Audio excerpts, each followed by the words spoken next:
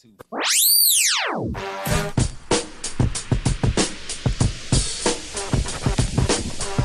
It's time for the shop report with Barbershop Jay.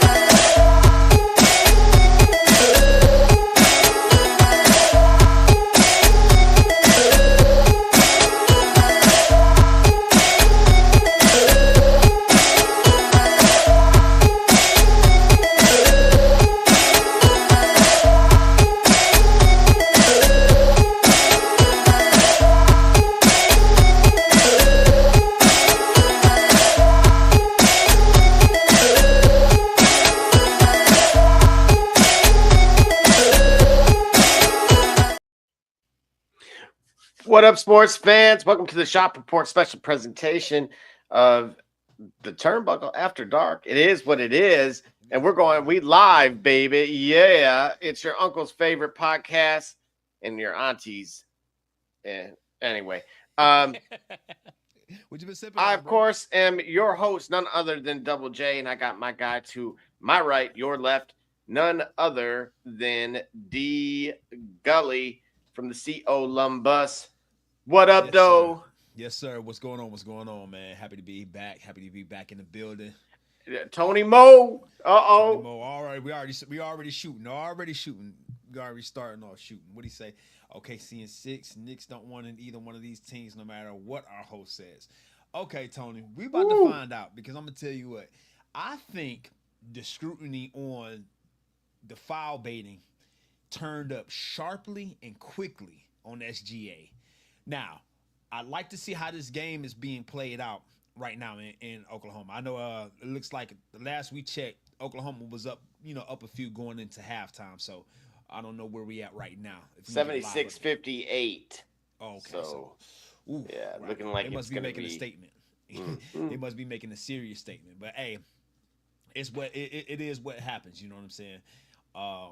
Has set aside the foul baiting, right? Which is apparent. There still has complete a team as any in the NBA and in this era, and they're looking towards.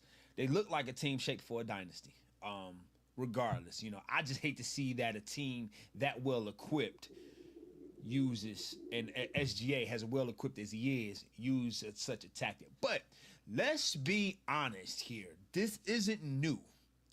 And remember, what happens like with anything, right? As long as we age and we mature, as long as things go on, we get sharper with our eyes to be able to see.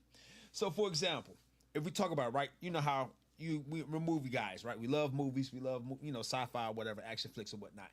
You watch a movie now from 1995, 1996, you can kind of tell, right? You can tell, where the CGI then came a long way, or you could tell how transparent it is when you look with your sharper, refined eyes now. Sure. Perhaps that's what we're seeing with our sharper, refined eyes now. We're able to see that what SGA does for foul baiting. But the reason why I bring that up is SGA isn't doing what Harden wasn't doing before him. What D-Wade. Well, let's talk about it. We already get suspended from everything anyway, so why not earn it at least? Here we go. We got SGA. This is our commentary, mother. Right. Yo, we always. Yeah. Anyway, now come on, Mr. Apologist. You're apologizing for this, and I'm shocked that Bro Rich here in the comment section is riding with this because our look at it up one more time. Look at this. Now. Here's the difference, right? See, in the difference between what we see now between SGA and Kobe. Kobe wanted to get the shot. He was more concerned with the shot itself, not getting to the stripe. So his parlays and purees or whatnot were to avoid contact so he can get his shot because he felt more stronger in his jump shot, right? All right, yeah, exactly. Now, like I said, I don't think I got to LeBron. I went with Harden and I went with D Wade and then LeBron before. Right. So now with SGA, we can see it because we've got superstars that have been training our eyes to look for such a thing. And they've been getting away with it. I've never understood how Dwayne Wade was able to get away with that foul call ever. I never understood that. But alas, he did, because the idea of being able to literally jump into your defender and to draw the defensive foul while you jumping into your defender, and it was so transparent. I never understood it, but that was the way the game was played, right? That was the way the rules allowed the game to be played, not the way we wanted to see. Because you see what Kobe would do. Kobe would do it to avoid contact to get his shot. All right. So that being said, he's only a product of the exploitation. Now the rules committee has got to really be able to redefine what the rule is for a jump shot. A jump shot. A player, or a defender has the right to be able to leave his feet and come down in the same plane. They have to redefine that. And then they have to be able to review these. You know what I'm saying? Because this is flopping. If no other time, that foul that De'Aaron Fox got, that jump, that needs to be a strike, right? I forgot how they call it. You know what I'm saying? That should be a strike for flopping.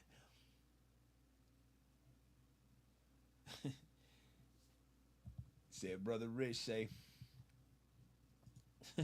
Tony Mo say, Bron did it like it was a religious obligation. For sure. Man, he got away with it. Point is, we don't want to see players get away with it anymore because it does ruin the game. Do you understand how many fights about to go on? How many? We don't cuss on the show, but you understand how many whoopings about to go on the blacktop? You try to SGA out there on the blacktop. It's not happening, bro. You're gonna get a 2-piece and a biscuit. Easily. You try calling foul with that nonsense. Not at all, man. No. And you're gonna wake up elsewhere. But you know what? But you know what? That's what. Again, to my point. You wouldn't dare try to call that on blacktop. You know that you wouldn't get away with that out there. So the idea that in the professional setting you can, it's already betraying the integrity of the sport, because you know that in rec league you're not getting away with that. At the open gym, you're not getting away with that at all. But in the game, in the ultimate setting of our game, you can. You shouldn't be able to. But now the other part about it is, I don't know how many other players get away with it as egregiously as SGA.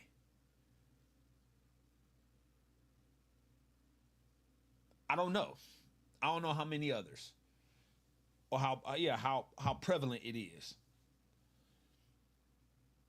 We just know we just know the spotlight is the brightest on him, so he certainly looks like the main offender. But I don't know again how prevalent it might be. It might be a part of his game that's not a part of everybody else's. Like he has a whole where we talk about guys. Hey man, you got a layup package. You got a dunk. Hang on, Gully. This is the MVP. Yep, this is the league MVP. Yep, this is, remember, and what the MVP. Remember what the MVP award is. And remember who votes for the award. Who votes for the award? Not his peers. Exactly.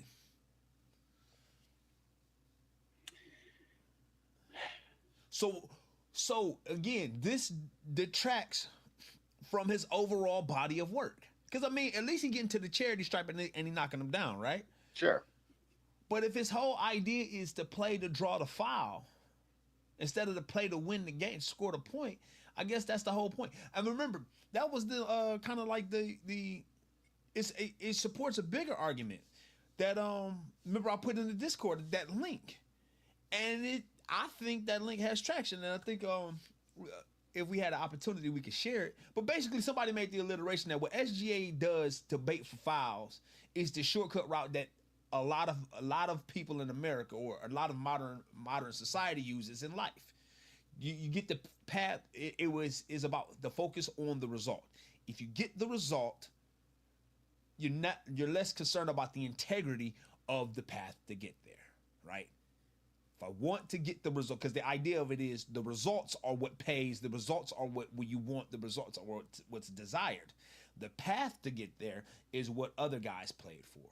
And typically, I guess the argument is being made, or we would associate in previous generations or in previous decade, the path of integrity would lead to a more gratifying end result. So we're about to embark on a flopping finals. Possibly, yeah, possibly, because the idea of it is if SGA gets away with it, you better call it for Jalen Brunson. Correct. You better call it for Josh Hart. If it's gonna look the exact same, if I can jump in to Chet and not draw the foul, but Shea can jump in the cat and draw the foul. Oh no, we're gonna draw something.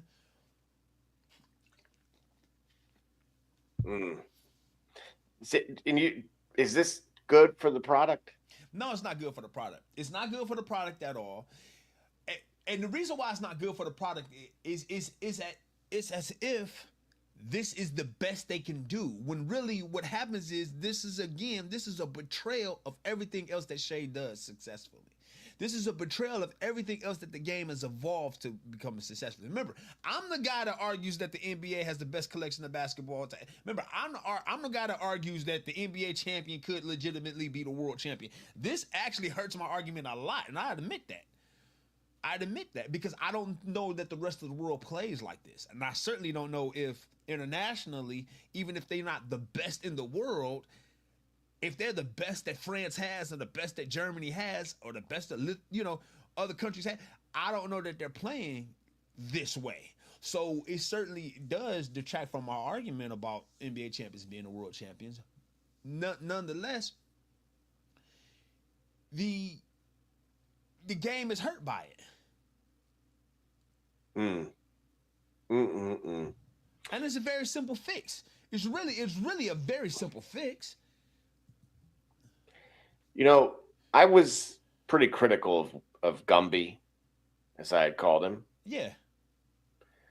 And as this has aged, Gumby's become more of a compliment. Right. Than a term of endearment. Right. And what I respect most is his level of competitiveness. Right. What I don't see from him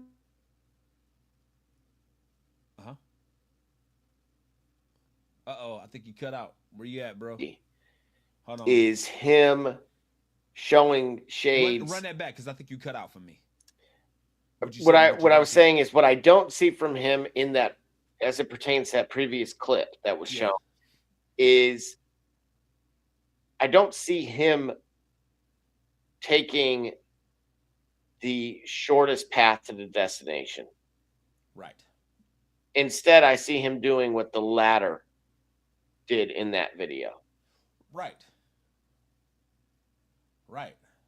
I go back a handful of years ago when I first got introduced to him and watched a couple of good games in France, told you guys, hey, this kid's the real deal. And then kind of saw like the foot routine that he had, and that was kind of a concern to me. And it has been, thankfully, it hasn't been a concern since, but his demeanor was different. Right. Go back to a game. There was, I think, Caleb first. There were like 2 Purdue players on Team USA that were, in addition to Chet Holmgren. Yeah. And they won in France against him in essentially I'll have to go back and look at the roster in fairness to who else was with him. And he was devastated. And you could tell he's kind of chosen violence ever since against Chet. Right.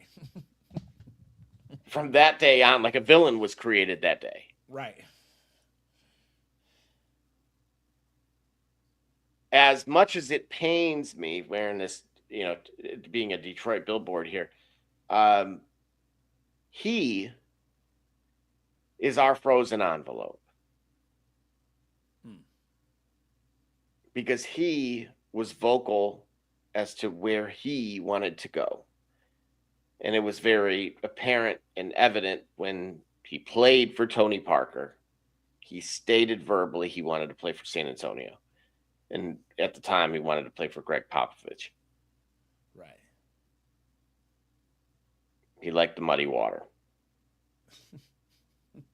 And the tortoise. And the tortoise. Anyway, but who am I to judge? Anyway, nevertheless, believe me. Anyway, no, I'm not going down that road. Yeah, we're going to stop while we're ahead of here. And so, with that being said, even in this series here, if he happens to fall short, which I'm still not convinced. Right. When I see SGA getting, and I remember I watched just about every game this season, not OKC, not just every OKC game. I literally was watching every game this season. Yes, when any team happened to be tanking for Tua, yes, I'm watching them too. When even Sacramento Kings fans couldn't stand to watch them down 20 in the first quarter. I was watching a lighter shade of brown at halftime with a Cholo Kings mascot. Right. I'll have to find that for the chat here. But so I say all of that because when I think of a future MVP, yes, he won defensive MVP and he campaigned for it. He wanted to win the All-Star Game MVP. Right. If there was something to be won, the man was not just playing for it. He was trying to speak it into existence as well. And what I don't see from him is some of the trash that we just saw. And look, I respect the Thunder as a team, as a collective, because that depth is ridiculous. If I can tell you right now, I'm sure you're in agreement with me that when expansion comes, that team will probably feel slighted like the bad boy Pistons did when they lost. I believe it was either Rick Mahorn or Mark Aguirre or both. Somebody in the chat can maybe remind me of exactly who that was, but it stunted their growth. They were never the same. They acknowledged that after the expansion draft, and the rest for Pistons fans, that's when you get the Lindsey Hunter, Grant Hill era until you fortunately end up with Ben Wallace via Grant Hill. Right. And of course what leads to that 2014. Right. So we got a comment here as well. James Harden, certified buster. Man, I ain't heard that in a minute. I just want that part. Certified buster won an MVP flopping like a fish in a boat. SGA has a mid-range game reminiscent of the greats, and yes, he uses the rules of contact to go to the line. Right. So very simple action to me is because referees are watching the ball. Referees should be able to judge, since they're watching the ball anyway. Referees should be able to judge that if a player leaves his feet, if the defender lets a player leave his feet, makes a player leave his feet, he's allowed to return. Simply put. So if he bites on the fake, he's still allowed to come down. And if that player, if he's allowed to come down, then if he's basically enforced the rule the way it's written, but they have to emphatically enforce it, that if a player leaves his feet on a ball fake or leaves his feet on a shot attempt, he's allowed to come down within the same plane. And the offensive player, if forcing contact, if provoking contact, loses the ball, loses possession. You can call it a loose ball, you can call it change of possession. You don't even have to call it a foul. But enforce the fact that if a player leaves his feet, especially to contest, and the ball is shot, the defender has a right to return to the ground, return to the floor. What if I told you the Thunder have taken 21 free throws this evening, and he, being your MVP, has taken half of them?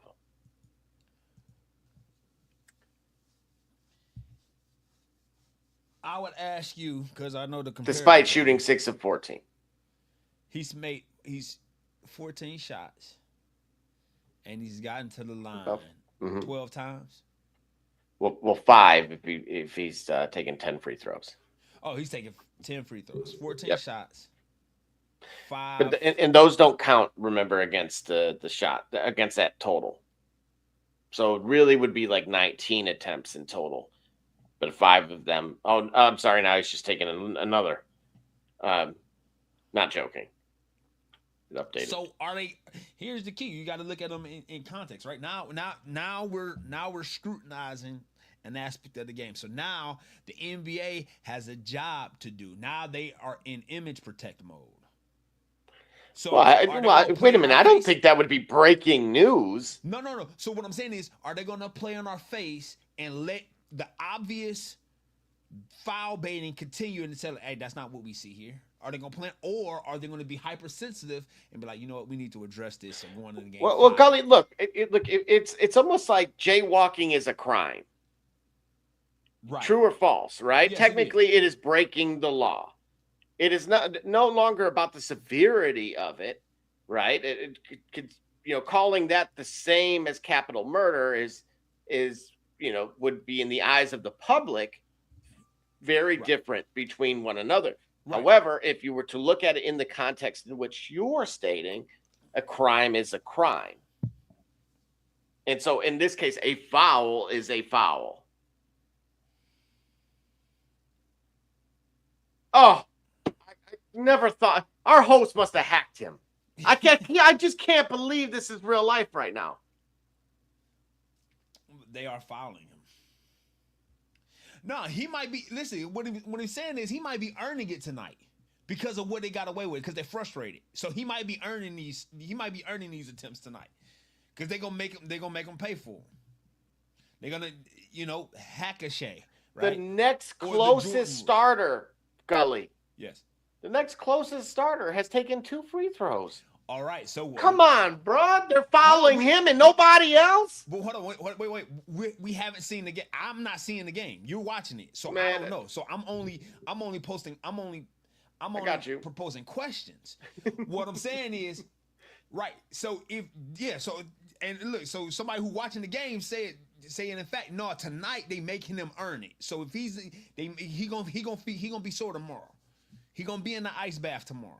Now, if he wins with it, then that shows the mettle and the grit of SGA. But understand, he been put on notice. You're not about to just get away with playing in front of the referees. You're gonna have to earn these from going forward. And we're gonna see how much depth the Thunder have. Oh, bro. Hey, bro, Rich, was that a foul a second ago, too, when he did the dive from the three-point line?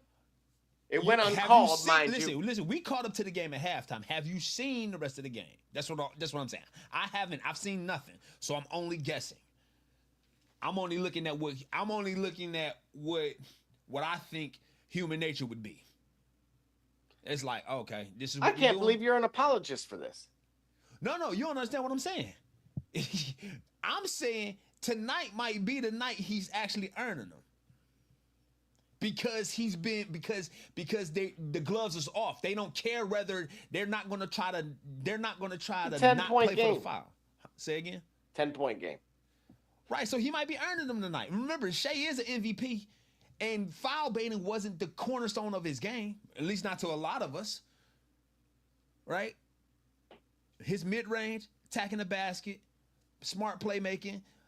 The foul baiting wasn't the cornerstone of his game, so he could be tonight earning all of those or earning these shots.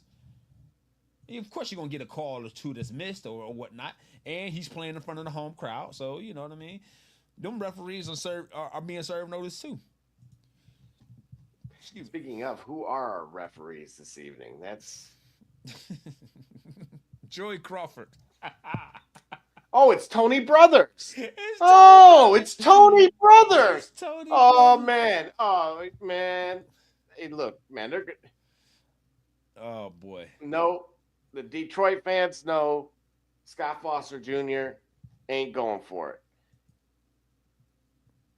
They said, isn't that who's supposed to be running for office? He's going to fit right in. Oh, really? Yeah, I think let's see here. Bring this out. Bam.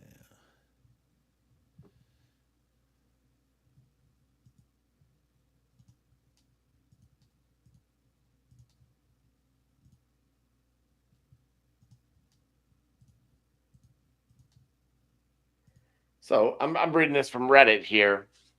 Tony Brothers with a refereeing masterclass in the first half. 39 combined free throws for both teams. See? And 25 personal foul calls. It's satire, Gully.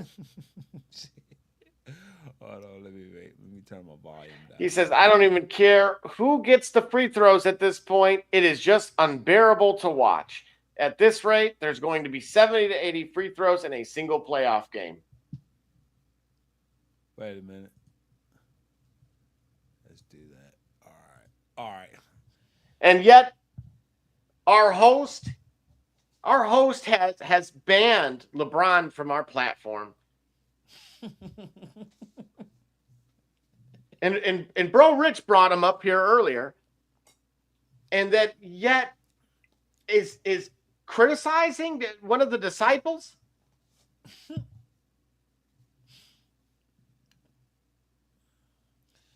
All right, so look. Okay, here we go. Knicks and 6. Woo. Knicks and 6. Well, we'll see.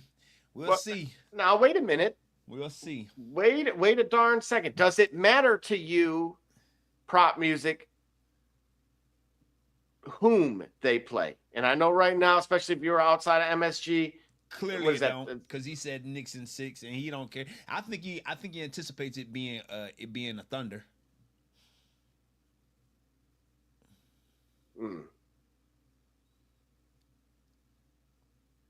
I think that was a clean. I think that was clean. That should have been a ball.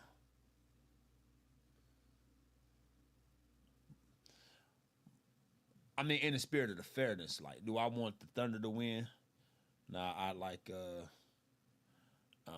San Antonio for it, but either way.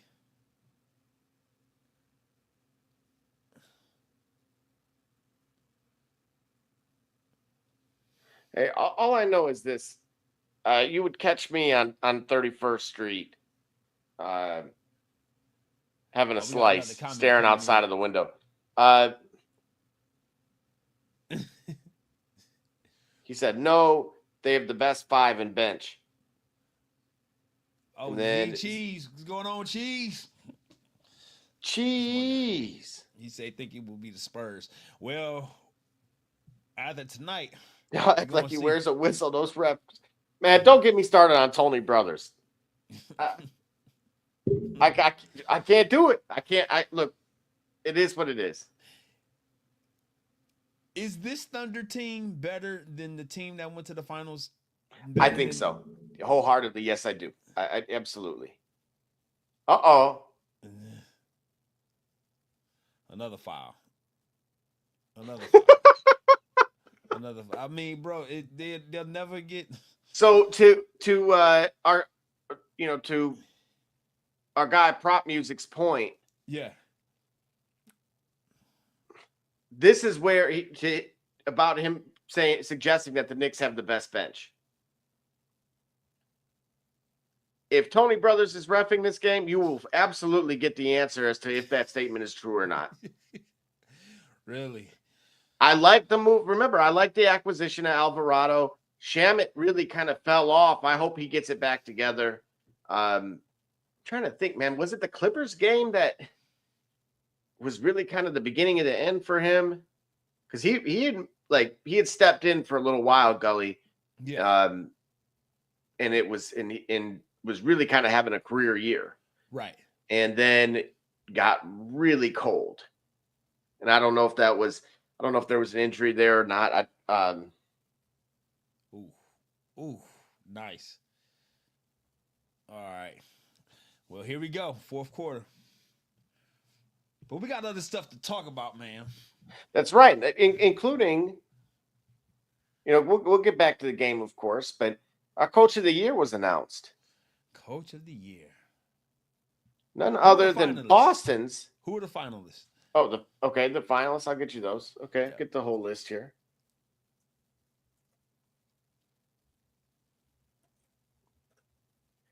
So the finalists were J.B. Bickerstaff of the Pistons, Mitch Johnson of the San Antonio Spurs, and of course Joe Mazzulla from the Boston Celtics.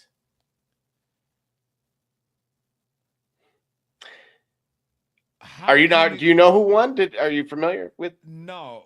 Okay, so my pick would have been J.B. Bickerstaff. Okay, let's see here. If I can go to my little.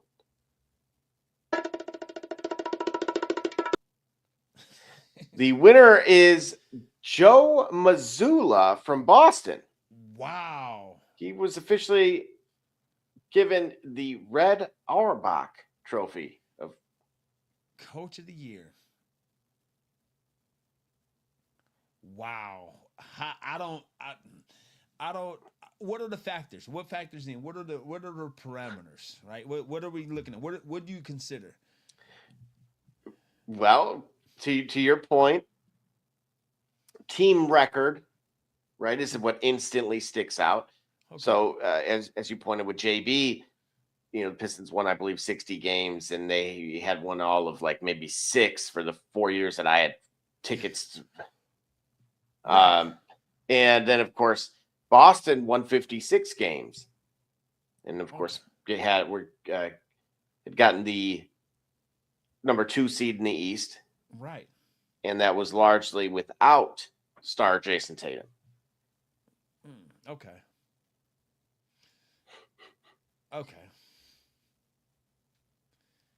See, this I'm telling you what, man. The NBA season is over when the finals are played. And people like regular season, postseason, like, how do you look at an entire body of work when that team didn't even make it out the first round? As regular a season as they had, they didn't make it out the first round. Well, and he himself called the award stupid.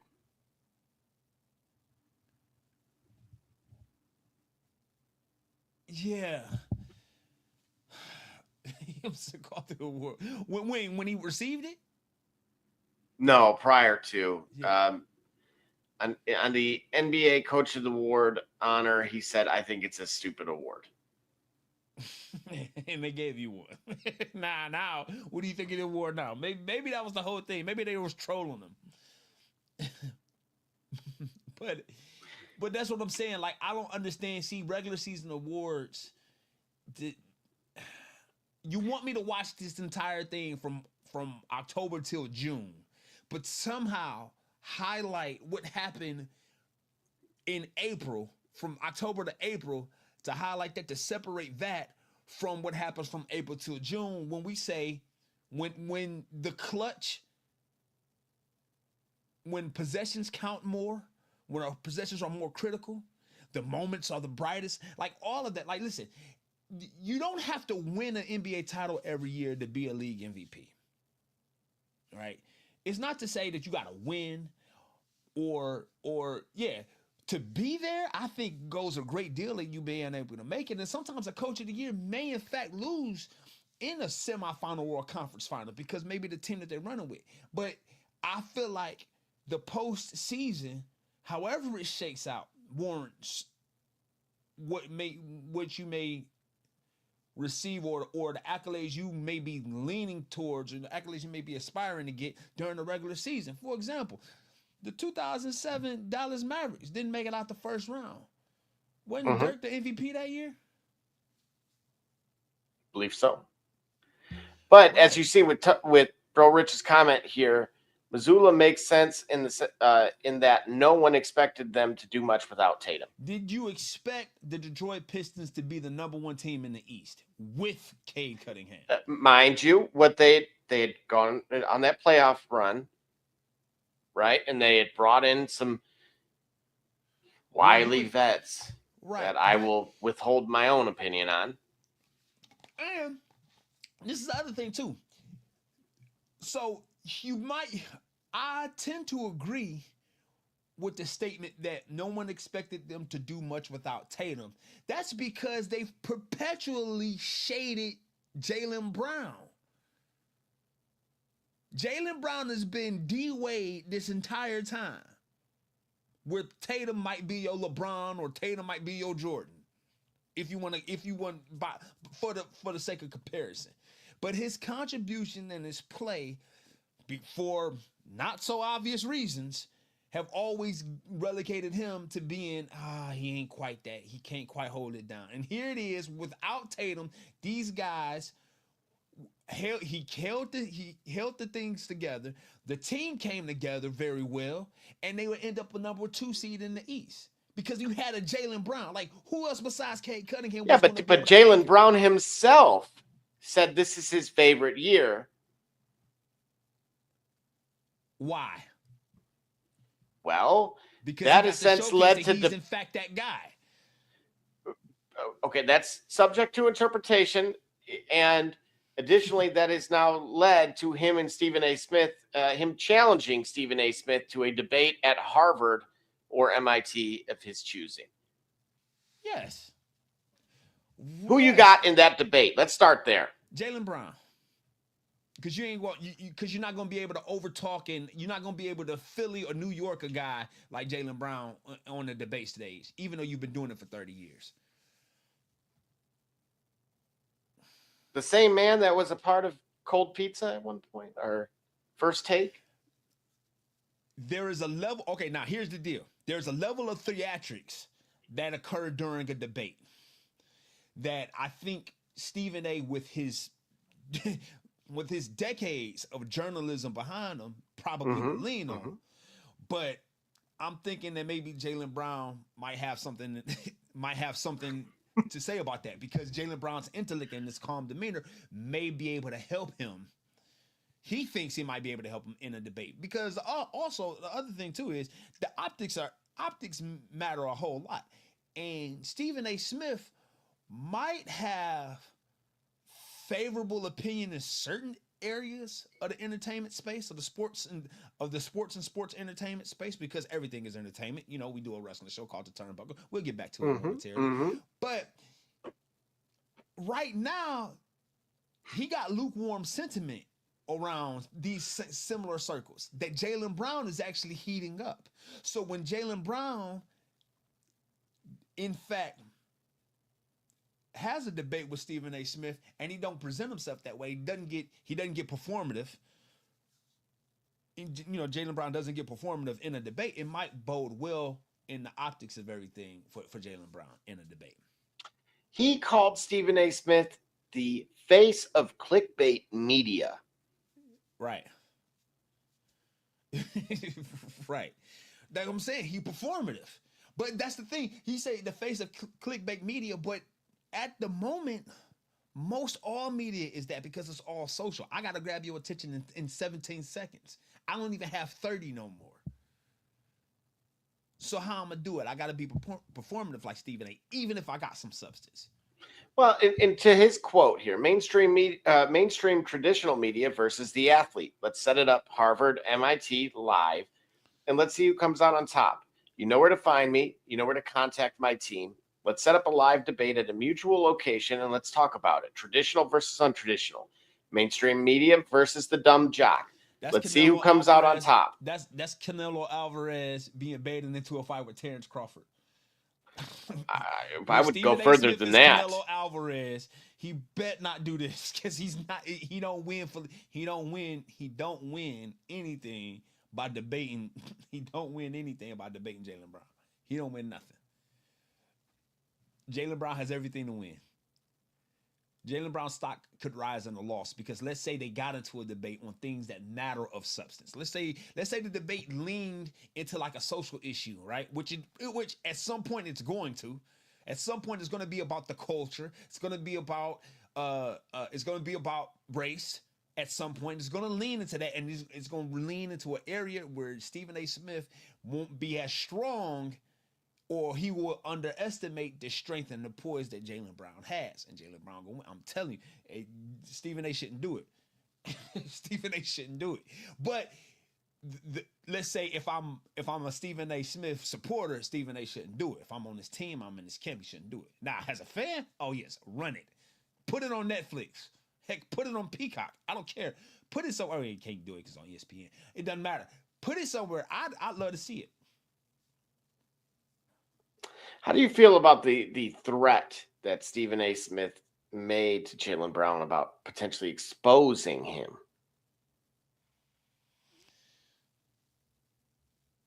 Do it. Try it. I don't think Jaylen Brown.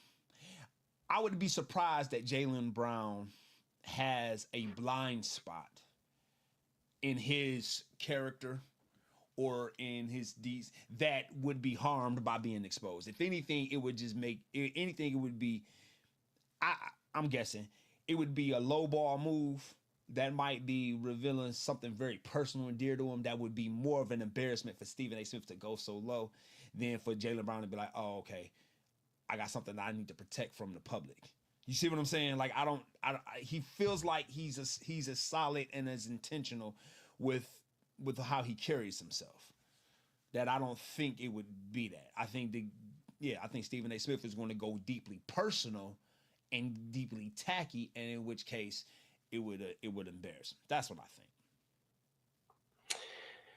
think. In particular, he brings up a point about some of the headlines.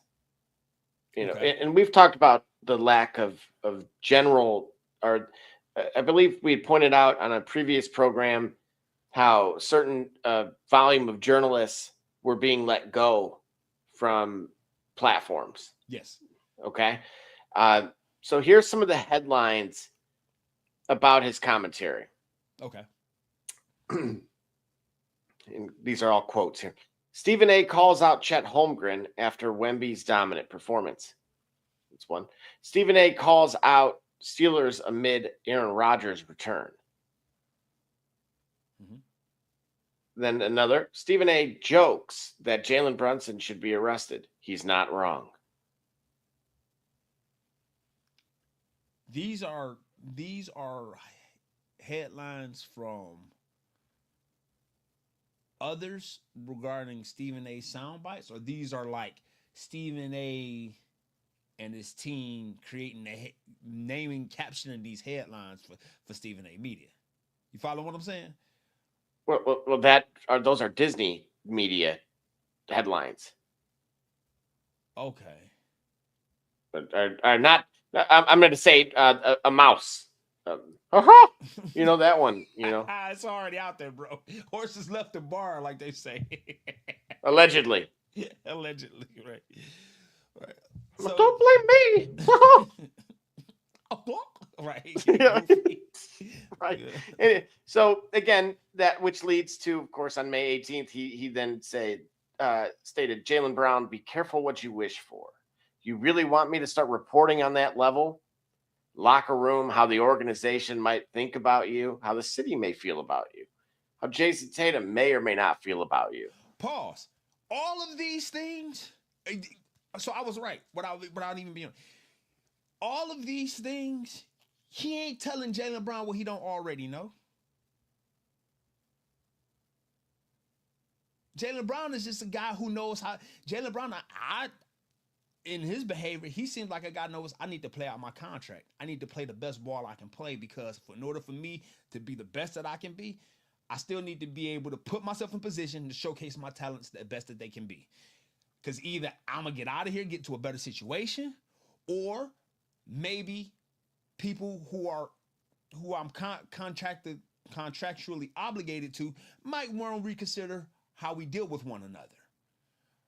Well, and that led to comments from a Fox Sports TV personality, Nick Wright, who said, in quotes, talking to these guys like you're a mob boss and they better watch what they say. It makes all of us look bad. Yes. And I never agree with Nick Wright. Yes. I never agree with Nick Wright. You know, I got this watch here. The battery stopped working. But well, if it's a Rolex, you just got to turn it on the side there. Yeah, not yet. That's a all right. Well, that's a Real to Watcher, by the way. Hey, you want to check out watch content real quick? Free plug. Real to Watcher on Instagram. Check him out. He'll get you together and knows about all the culture. You want to know about your next watch, what you want to wear, what everybody's wearing, what works, what may not work. Check out Real to Watcher. All right. So quick thoughts on the AP collab in the watch space. Audemars Piguet. Are you familiar? I said, Rio the Watcher is the guy. Okay. All right. Oh, he's the okay. All right. I thought you were watching Rio the Watcher. I am watching Rio the Watcher. I mean, I got my opinions, but I'm a neophyte. Okay. Bro. Rio the Watcher is the guy to watch for it.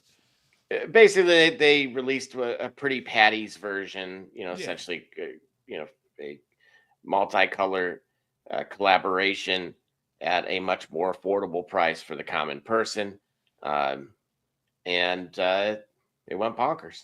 And the resale space is doing what it typically does. Right. Buys it, consumes it, marks it back up. So now it's like giving a raccoon cotton candy and putting it in the water. It's like, yo, it was good. And then it's go. Or that 1960s lunchbox, right? That 1960s lunchbox, yeah.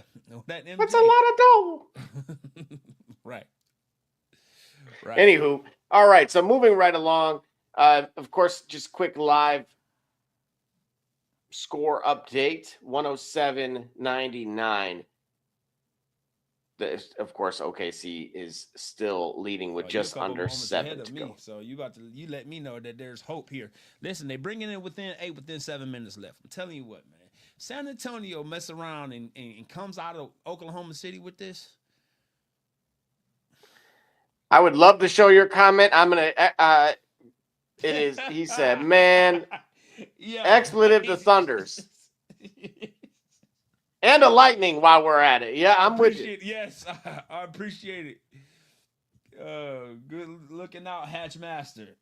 Absolutely. We typically don't use the colorful metaphors on this platform, but we understand. People understand what you're saying.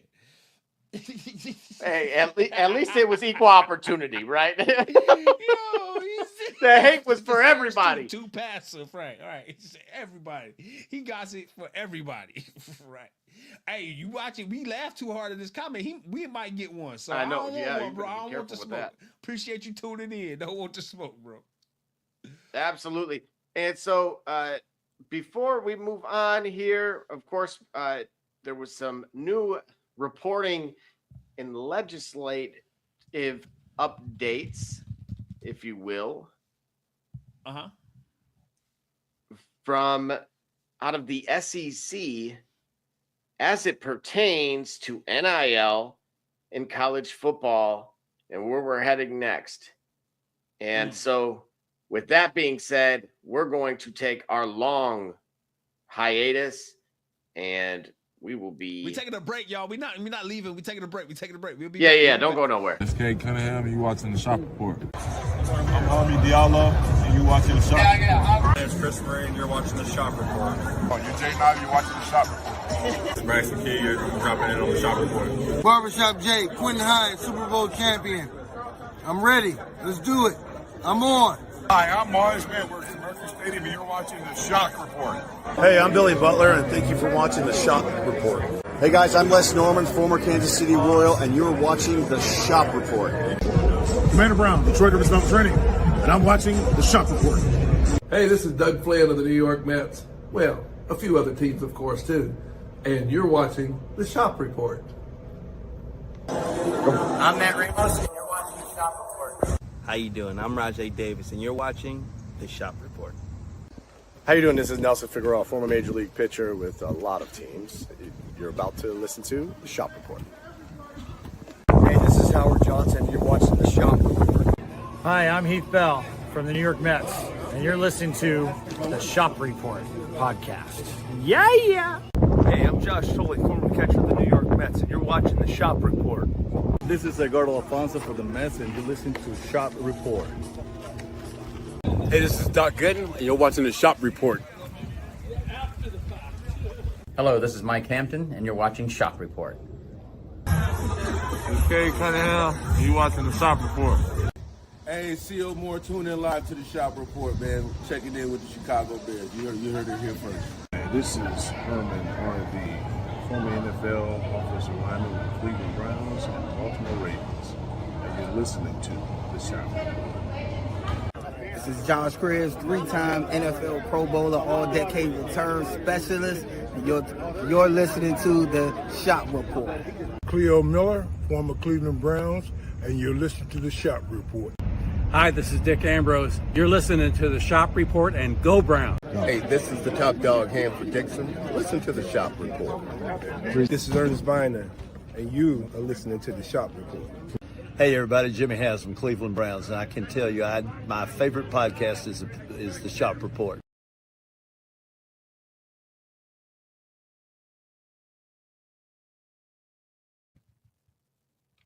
All right, just like that, we are back. Okay, I'm going to just show this to you guys. This was from, of course, the White House. The White House. I mean, because, the world is so calm, you know what I mean? Home prices are so affordable. The livable wage has never been more affordable to live. I've never had as much affordability in my gas. I've never been able to pay as much and get so much gas in my vehicle as I have right now. It's never been easier to decide whether I need to pay rent or buy a home. So, I mean, with everything so right in the world, no international conflicts going on right now. For everything right in the world, I would have to imagine that, the most pressing matter that I think in Western civilization, at least in America, is what to do about college athletes and their scholarships and getting paid. Because everything else is good. I think if that issue was fixed, solved, if the White House could do something about the most urgent, pressing matter affecting our youth and affecting our country, it would have to be what to do about college athletes getting paid to perform as athletes. I mean, because everything else is good, right? You know what I mean? So tell me, what do you got? I just wonder, what if? Well, first I want to point out that this is pretty much spearheaded by the SEC. I heard an interview this afternoon with the president of Georgia, the university, of course, they didn't go rogue on us. In which this gentleman basically, and I'm paraphrasing, said it has gotten out of control. And of course, he's not just in reference to the funds that are being paid to players, but the lack of reporting with the NIL deals as a whole, who's policing the NIL deals, the ones that they're actually going after, and the ones that they're choosing kind of to turn a blind eye on, where he is essentially proposing, he's saying we can't wait for big government to intervene, as I'm kind of describing here, and or wait for it to fail and then try to do something. We need to be a little bit more proactive than that. So I want to reiterate who is spearheading this, who is truly behind this. And it is, of course, it is the SEC. It is the same conference that has lost 3 national titles in a row and now sees a problem with how people are getting paid. Exactly. Isn't that convenient? So I want to reiterate that. Now, yeah, I went to a Big Ten school, but that's not the point. Okay.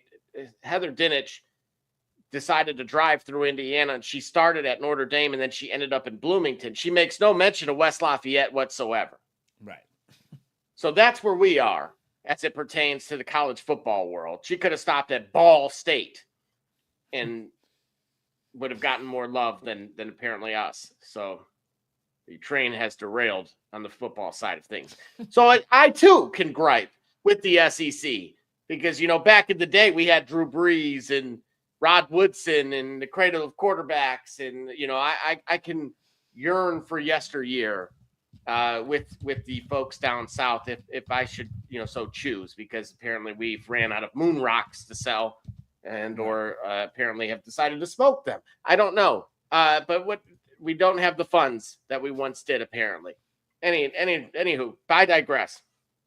Going back to the whole premise of this thing, they want to cap how many years you can play, which is kind of funny to me because Trinidad Chambliss, right or wrong, just petitioned the NCAA and had an alumnus, or at least a donor, to his university file and approve the injunction against the NCAA. Now, he had wisdom teeth pulled, and it apparently caused him to miss that entire season, something to that effect. And the NCAA said, no, he didn't file his paperwork correctly. And it was so egregious in his lack of appropriate filing that they still wanted to use their rubber hammer these days in trying to punish this kid. All right. So this is the world that we live in right now amongst college athletics. So we have the gentleman in charge, who says, all right, I'm down for this 5 years from the time you graduate high school. That's part of the proposal. Okay. Then they want to cap how much can be made.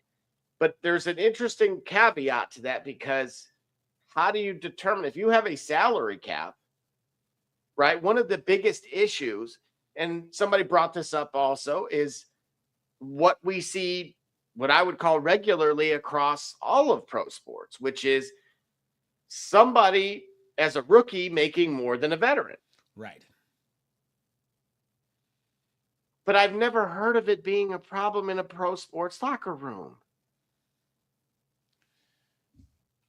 And so that's kind of my point here, that they're getting upset that the incoming freshmen are asking for prices that just continue to go up.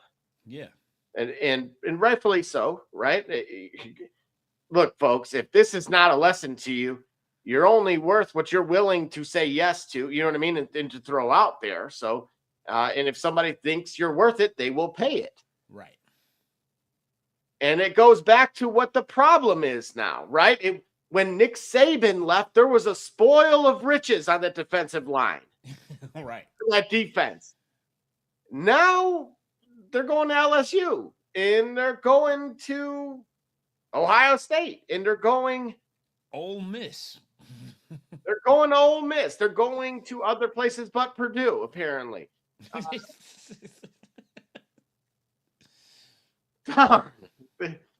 The wound is still fresh. Very, very fresh, folks. So, but it wasn't a problem back then. Right. Okay. And this is where I'm yes, I agree. There should be some regulations that exist. But until the coach can't leave, and then you're not going to get me to buy in ever to the fact that a coach can leave tomorrow, Lane Kiffin. Yep. And I'm forced to maintain my commitment, or I'm limited on how many times I can leave. I agree. It does. I don't like the idea of essentially free agency annually. I do believe there should be some form of a commitment, but at the same time, we have to be realistic in the world that we actually live in. Right. People, if you try to go put in your 2 weeks, how many people have been walked out within the hour? Matter of fact, I can speak from experience. I intentionally put my 2 week in on the day I had the next morning I had the flight. I was expecting it. Right. And if you're not, you're a fool. I'll tell you what they won't. I'll say the quiet part out loud. Right. Loyalty one way is stupidity, people. I'm sorry. That's the world we live in now. So, yes, to the dismay of my own university, we can't even get the rentals. Right. Oh, man. Yes.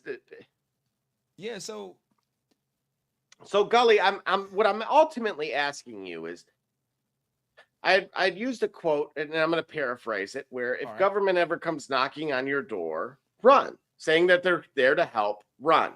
Right. I believe that was a former president that said that. Yeah. Yeah. Former president said it.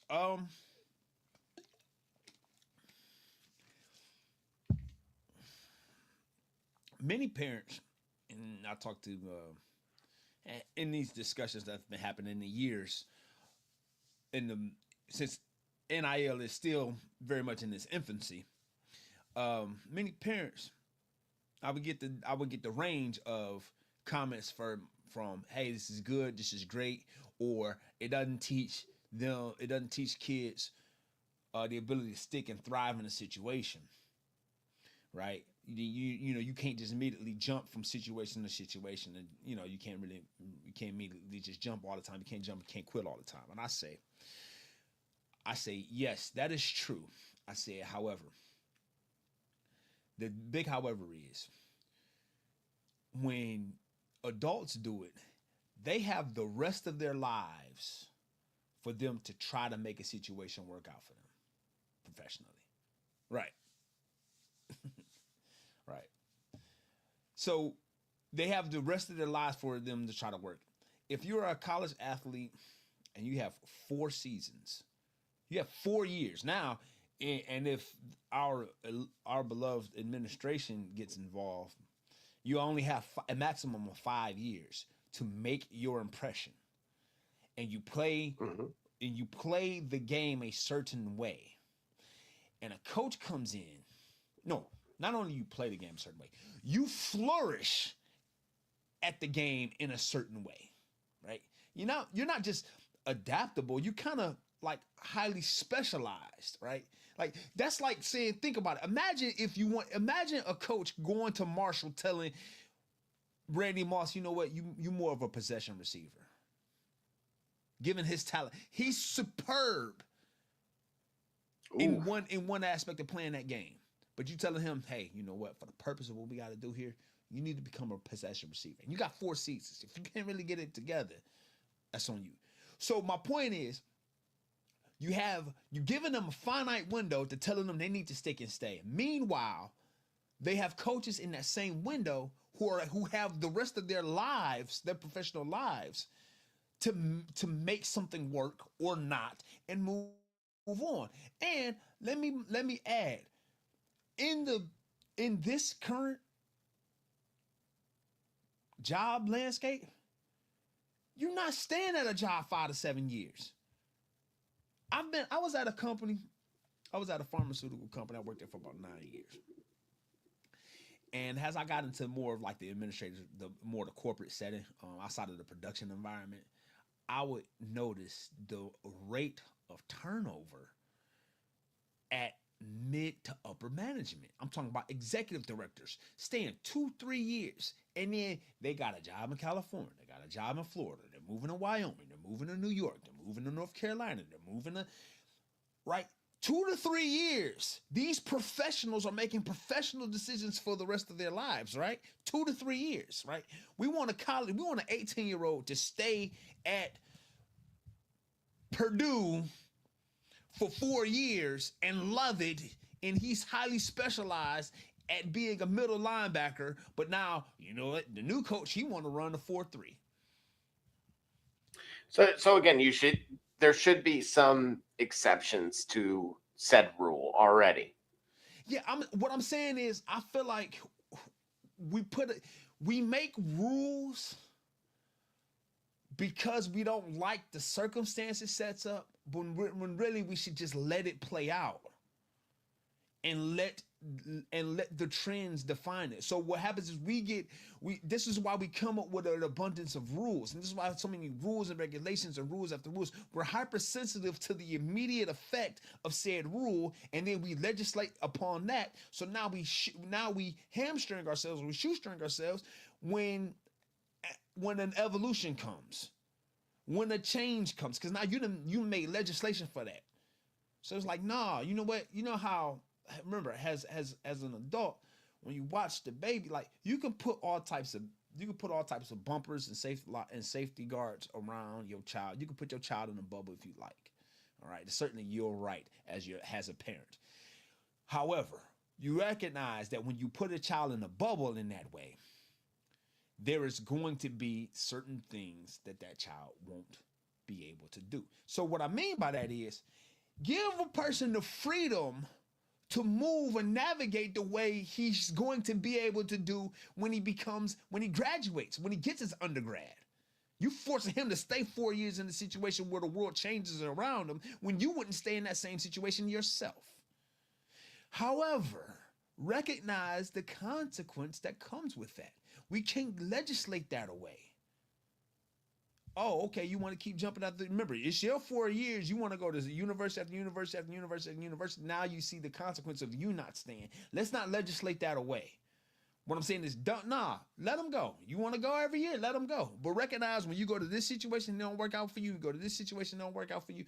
Then that is on you. Because here's the deal. Because here's what we're not recognizing. There are hundreds, thousands of kids that without any legislation to force them to stick and stay and grind it out, they still do it anyway. They still work on it the hard way. They still want it the hard way. You get what I'm saying? We overlook the idea that some young minds just get it, and they'll stay despite having the option to leave. But I think there's been more damage done while forcing people to stay. Listen, this is my classic example. Do you really think we would have ever got what we've gotten from Joe Burrow had he stayed at Ohio State during Urban Meyer's tenure? He's a pocket passer. Urban Meyer doesn't deal with pocket passers. What was Tim Tebow? Not a pocket passer. Tim Tebow was a slower but more grittier version of Braxton Miller and Terrell Pryor and who am I missing?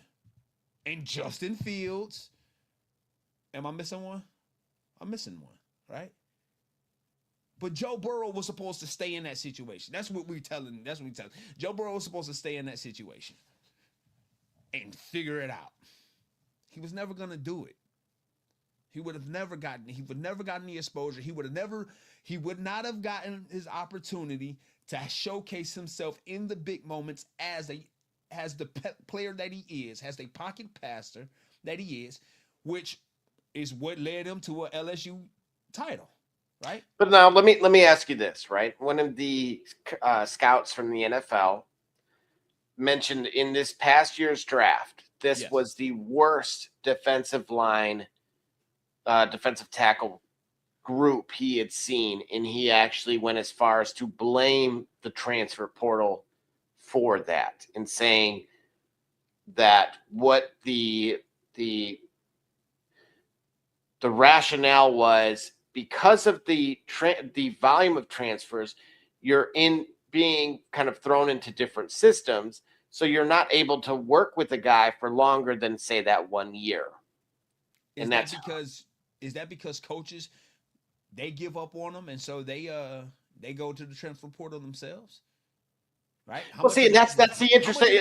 I love that you said it that way, because it doesn't speak to the what we would consider the player pathway today, right? Which is, I'll bring up Ferris State in Michigan. Bomani Jones pointed this out, that he talked to the coach and he said they had lost 7 players to Division I programs.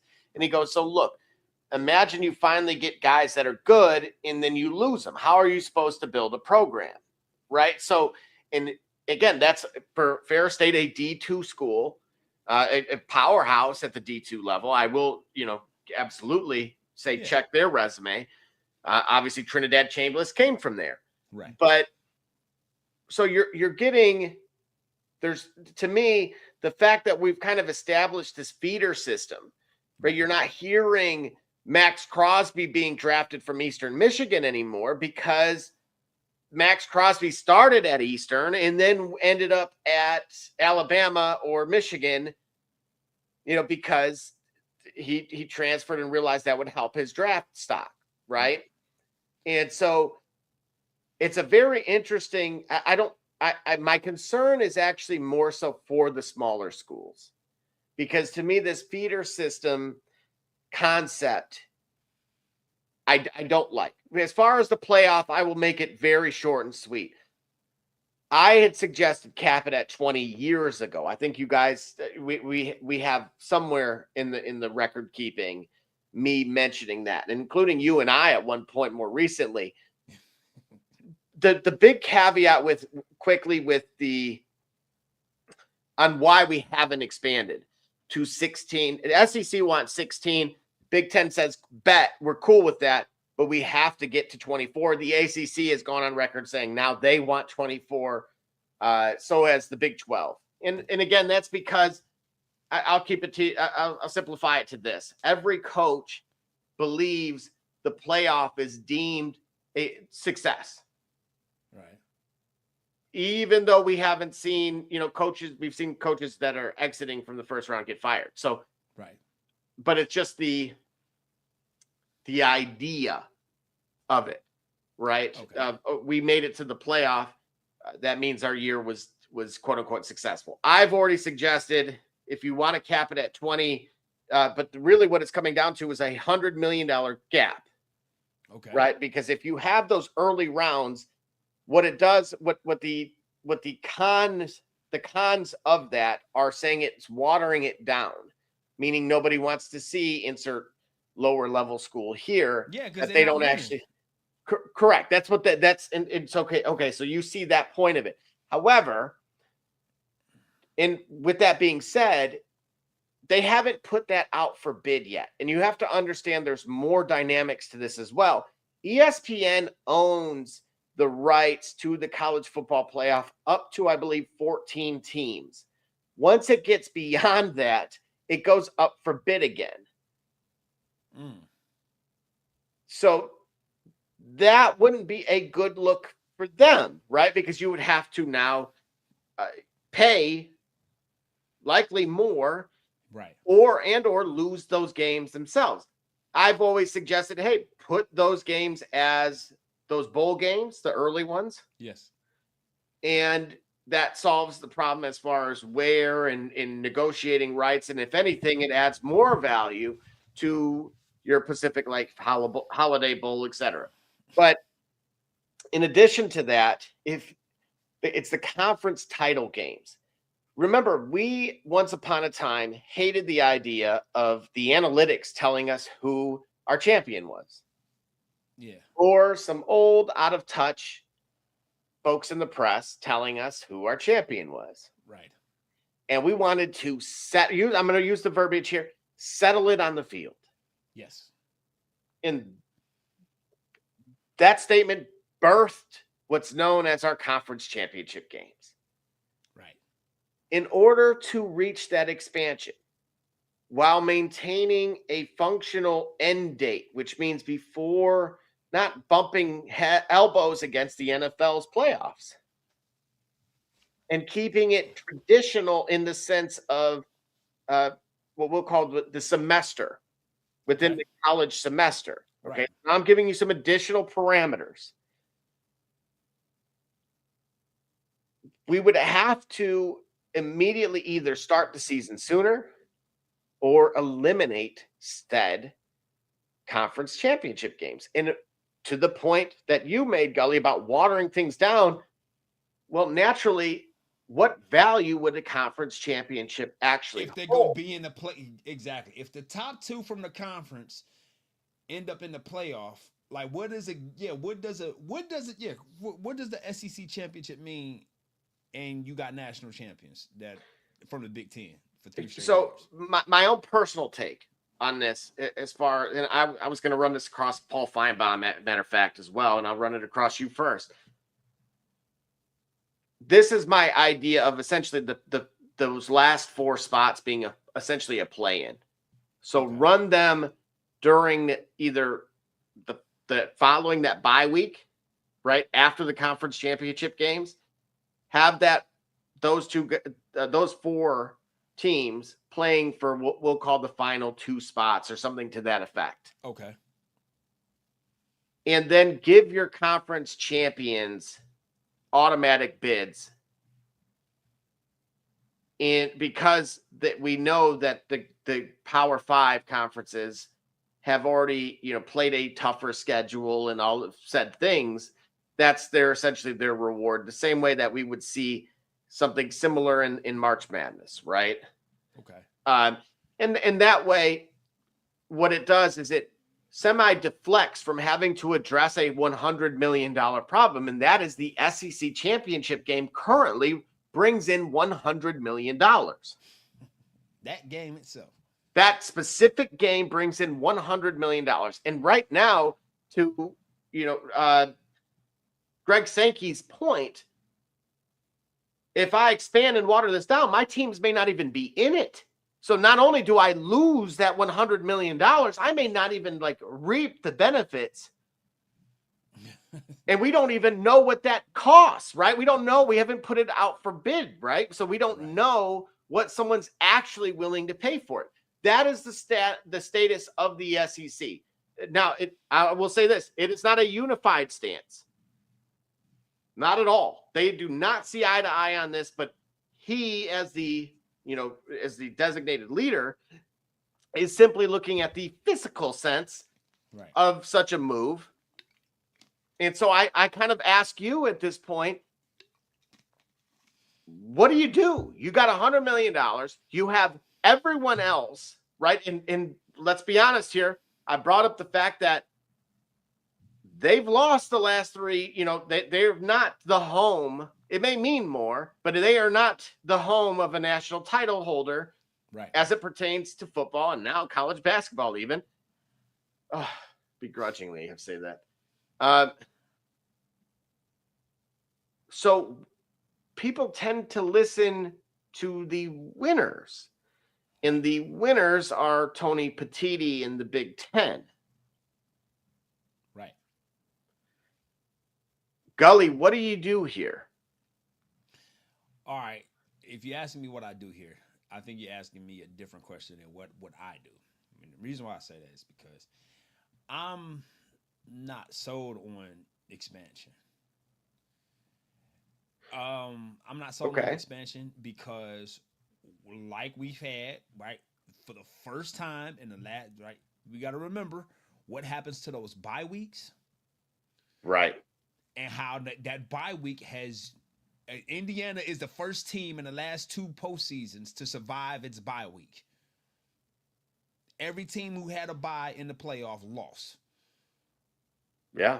Them first 4. And Indiana's the first and the last. They're 1 of 8. And I would imagine if we go back to the season before that, when we go to Michigan's winning season, I wonder, was it the same? Did they have the bye week? The season is very complicated for me to have so many schools in Division 1A football, plus have conference championships, and then in the end of all of that, decide that 24 of these teams now get to play in a playoff when you've tied money and prestige and moments around individual bowl games for decades. Like, people think that money, well, I can't say people think. Somewhere, there's some analytics that say that the money is not affected by the fact that the Orange Bowl is just Orange Bowl is just a step in the process towards crowning a national championship. When I could remember, let's say Notre Dame and Boston College or whatnot ended up in the Orange Bowl, and that was it, because in the BCS era, that's where it landed, and it was that matchup for that bowl, and it meant it was important to Notre Dame and or Boston College, and it was it. Now that's how we geared it. Like, I don't know how we move beyond that. I don't know how we retroactively cut away all of that and then just say that the product is better moving forward. I'm saying it also as well. Yeah, we dealing with college athletes, but these guys in college, like, at what point is the season gonna end for them? They get NIL money, but that's not life-changing money necessarily. That's not contract money. You know what I'm saying? They still are figuring life out. They're not professional football players yet, where their only job for 365 days a year is to really stay in shape for their profession, and then the things that they do outside of football well, and you're bringing up a very valid point that was made by the SEC and the group, again, asking lawmakers for assistance in this, is that they want to be able to have contracts. Because to your point, Gully, if I'm the number 1 overall pick, I may say, I can't possibly risk playing in said game, right, when I have X amount of dollars on the table, and you start making business decisions, right? And by adding 2 or 3 more games, as it potentially could be, you very well could be, and potentially 4 if we count the conference title game. Right. Are people going to risk, like, okay, even this may include the coaches, right? The coaches may say, no, Trinidad Chambliss, I'm not rolling you out there for the SEC title game because we have this college football playoff game coming up. Exactly. And now what does that do to that very same product that we may or may not be tuning in for anyway? It's week 17 of the regular season when the Eagles have already clinched home field advantage, or already clinched a playoff berth. Were you watching that? Are you watching that with the same fervor? I do, but I do for other reasons. All right, like, and I don't want to. I don't want to go down that road because that's just going to poison the well here. Right. But all right, no. Stay there. Stay there. Why are you watching it? For the financial implications. That's right. Okay. If I don't gamble, but I'm an Eagles fan, I don't know who number 37 is. I don't know who this guy is. He's a 6th round pick out of Richmond. I don't know who he is.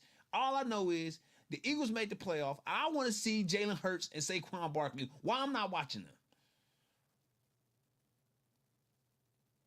Well, I mean, again, we know the answer to that, right? You don't want to risk injury.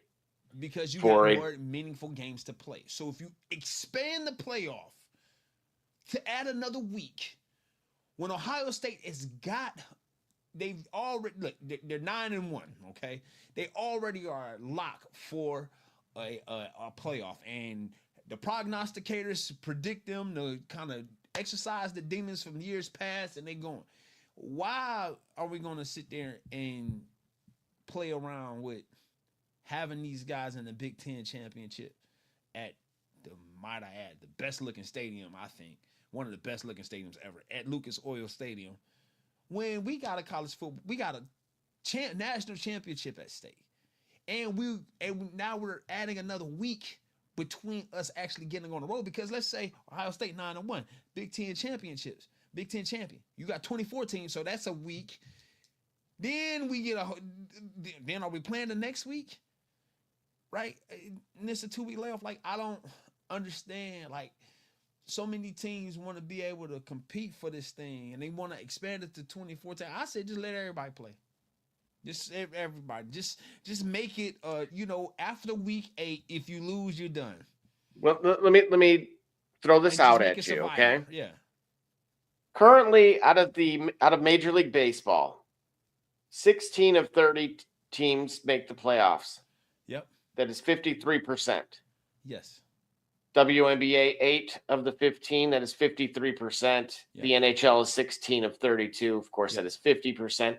Yep. The NBA is roughly 16 of 30. Yep. That is 53%. Yep. And even if we did expand to 24, that is actually only 18%. Correct. It's 18%. You didn't give me per capita.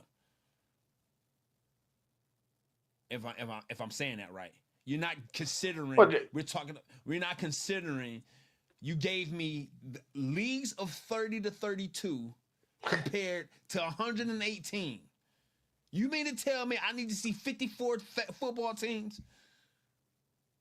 Or I need to see 48 football teams play for a national championship within 4 months? Remember, this is what I'm saying. This is not basketball. You can't do this 3 or 4 times a week. But I'm giving you the example here that, again, look, NBA is 16, technically 20 with the play-in. You can't play this game more than twice in 7 days.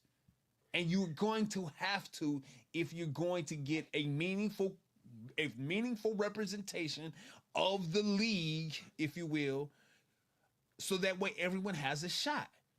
We see what happens when we see what Thursday night football looks like. A team got a Monday and they playing Sunday and Thursday. We see how terrible that is. In order for you to be able to accommodate the large volume of teams that want to be like, hey, I want to play, I think I deserve it, you're going to have to compress something.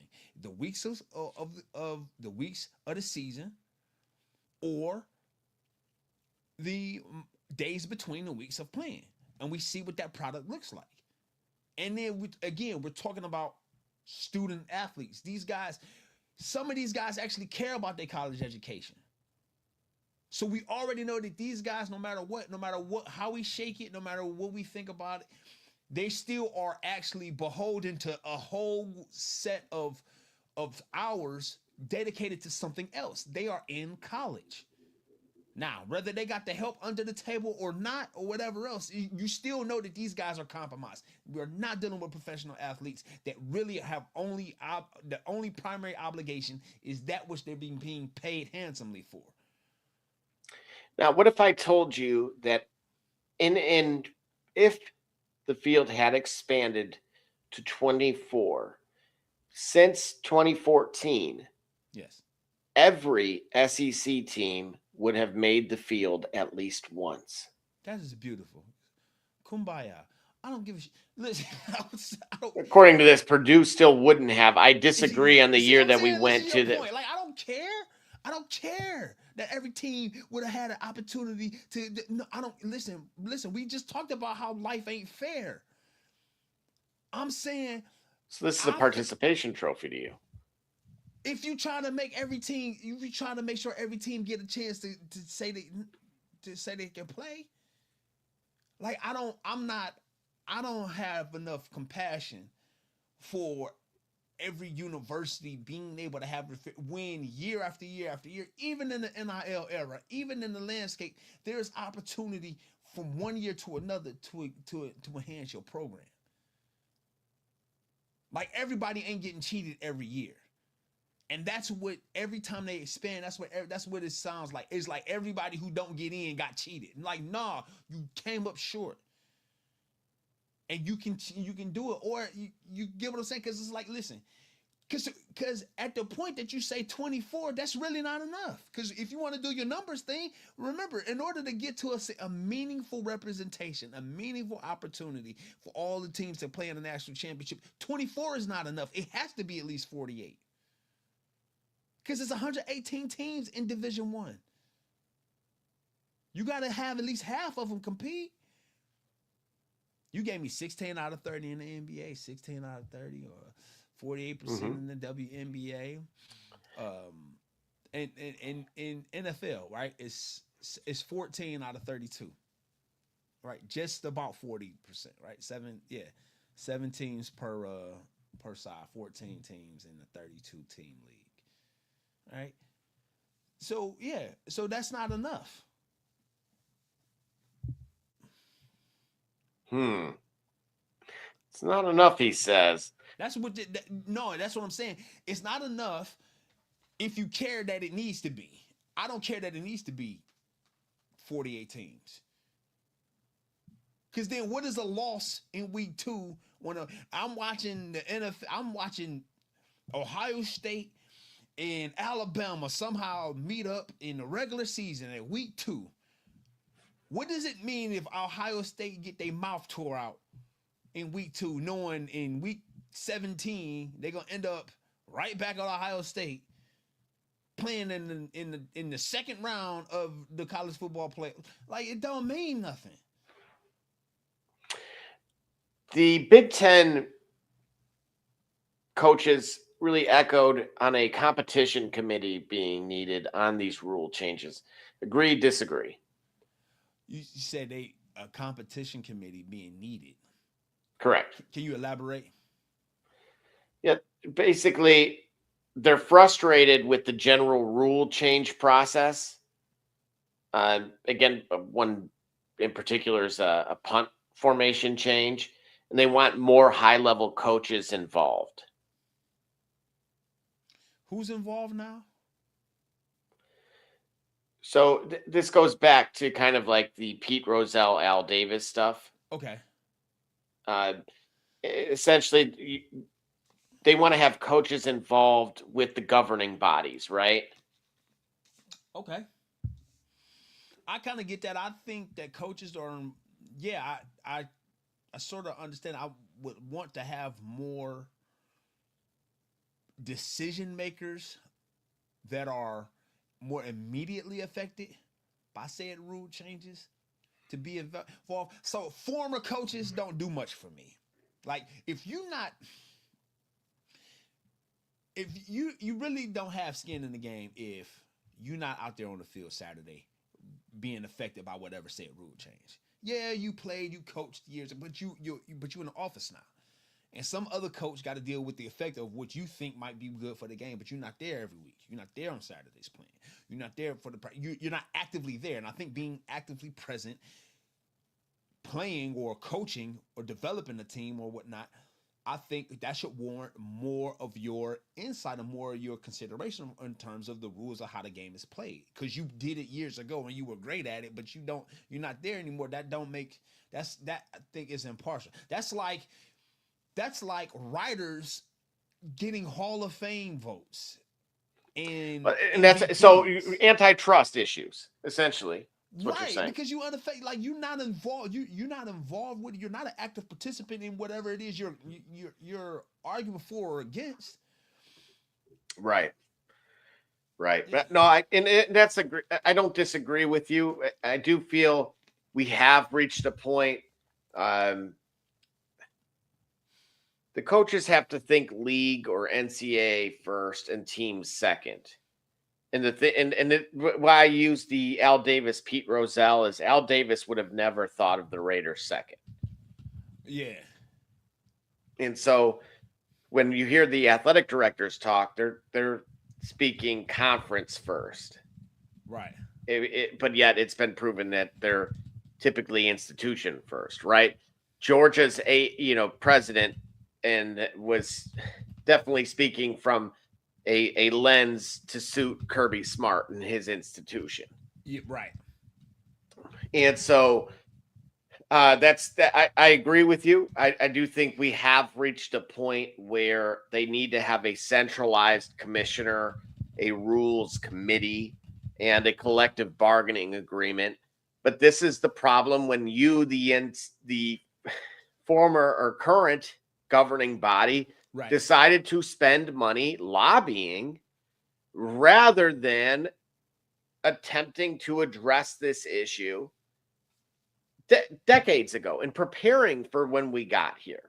And the truth of the matter is, I believe even the president himself at one point had said, I can't believe you guys didn't settle like out of court with the student athletes. Right. And the fact of the matter is, I think I can speak for everybody in saying that number would have been so overwhelmingly high that they would have bankrupted them. Yeah. So that's why they didn't. But ultimately, I think both sides can agree on the fact that we need to have some kind of sustainability that's something that sustains the product. Because yes, we're all going to tune in. But at some point, I'm both encouraged and discouraged by what Indiana did. What do you mean by the way that they built their team? Absolutely, right? To me, I could make the argument now, and I may go on a limb here that may snap like a twig, that Kurt Signetti was largely the catalyst, a big catalyst to Nick Saban's success, because he was the one who was identifying the talent behind the scenes. Okay. And yes, Nick Saban had countless offensive coordinators, defensive coordinators, and had very similar to success to Bill Belichick, right? Right.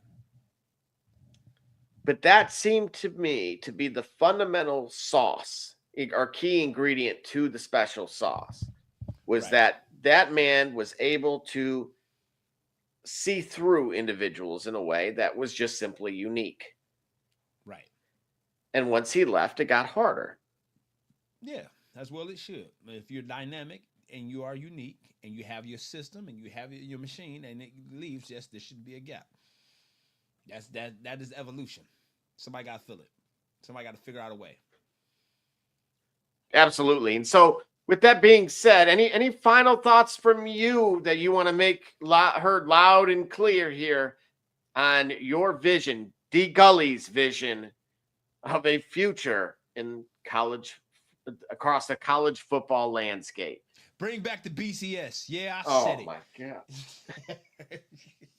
Good night. No, I feel like, all right, you cap it. If you want to expand, you cap it at 16. You do away with the extra bye weeks. You give one bye week at most, and then you get this thing going. You wrap the season up on just after New Year. Maybe not on New Year's Day like we happened a couple years ago, but then you keep it moving, right? We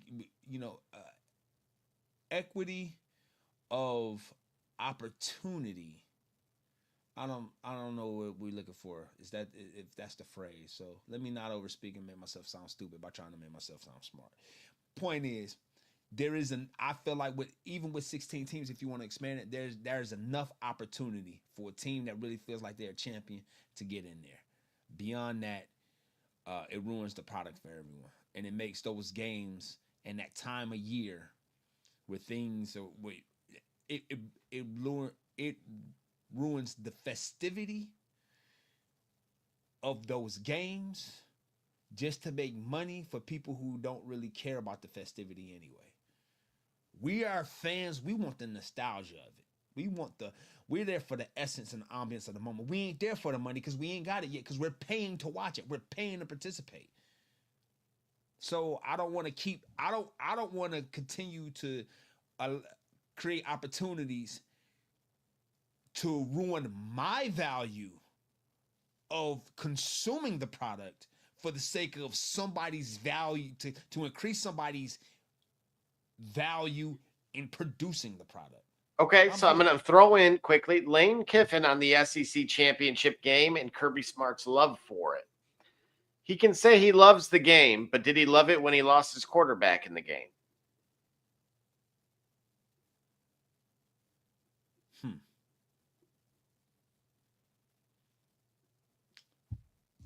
We'll take a drink.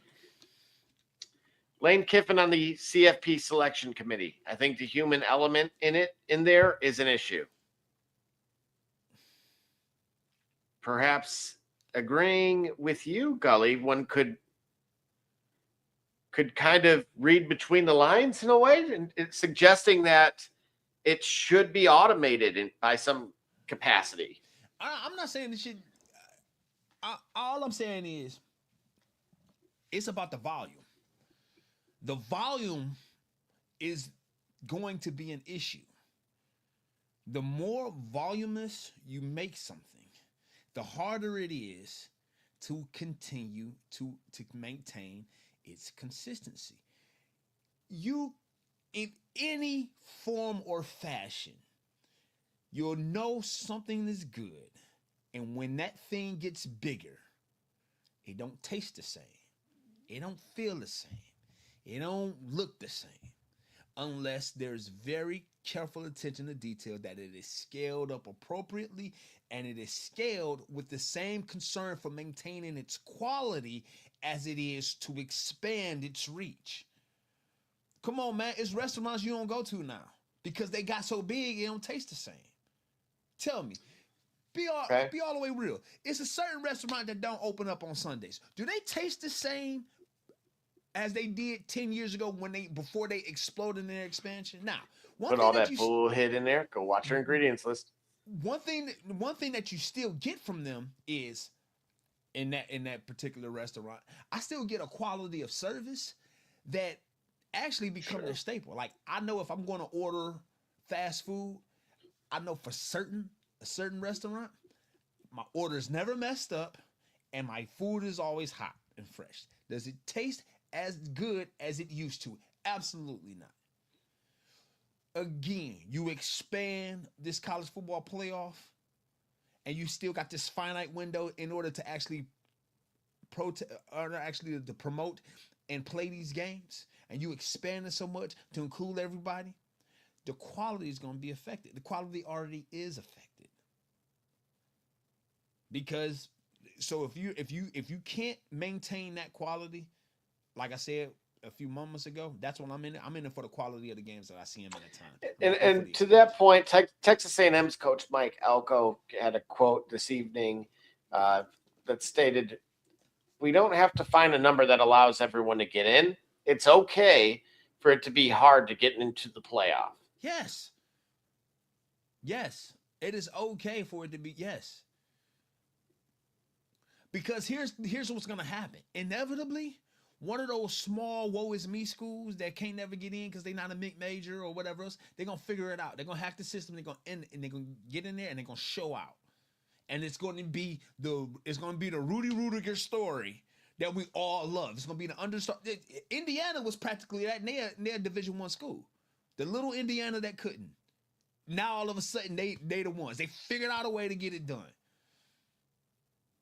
I do want to ask this as well, because Kalen DeBoer said that with the addition of the extra conference game, it's going to make it harder for scheduling. There's going to be fewer non-conference crossover games. And what he stated is it's going to make it harder to understand the strength of schedule that we all have, whether it's the SEC or other conferences. Bear in mind, everybody else is already playing a 9-game conference schedule, like the Big Ten. Right. Why are they pushing back so much on this? They're doing it.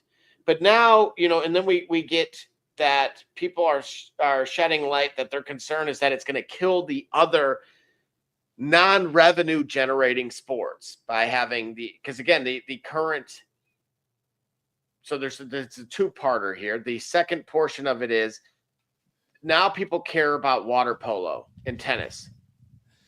Yeah.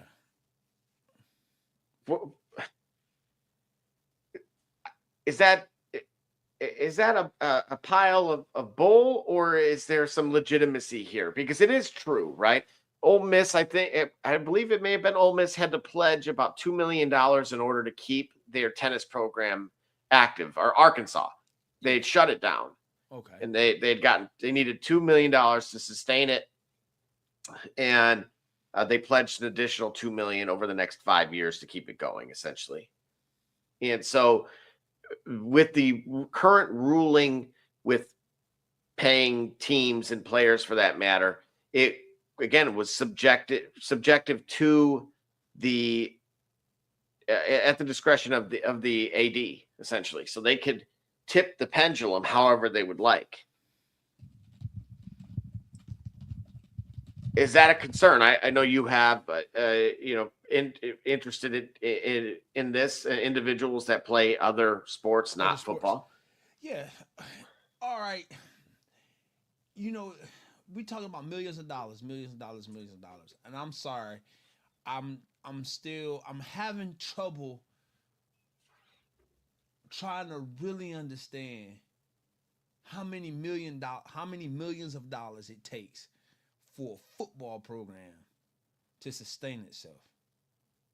Well, right now, because there's no rules, as a couple coaches in the SEC, when asked today, flat out answered, no, there are no rules. Another one said if somebody actually tries to enforce a rule, you can go find a local judge to get an injunction against it, and that nullifies it. And so what's happening, to their point and to your question, is it is a truly sold to the highest bidder capitalism product right now. And because there's no ceiling on it of any sort, right? There's only so many Dodgers teams, right?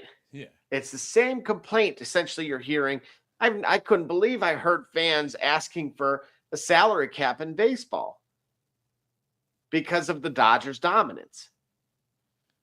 That they're the only team able to apparently afford to pay players when it's up to the owner. And again, we occasionally see this with in soccer as well, right? There's no cap, but it's subjective. It's up to that team, and unless they're intentionally not paying people like Sheffield Wednesday and they get a financial takeover or arbitrator, right? Then those are some rare examples, but generally speaking, that's essentially what these folks are asking for, because there is no limit on how much somebody can make currently.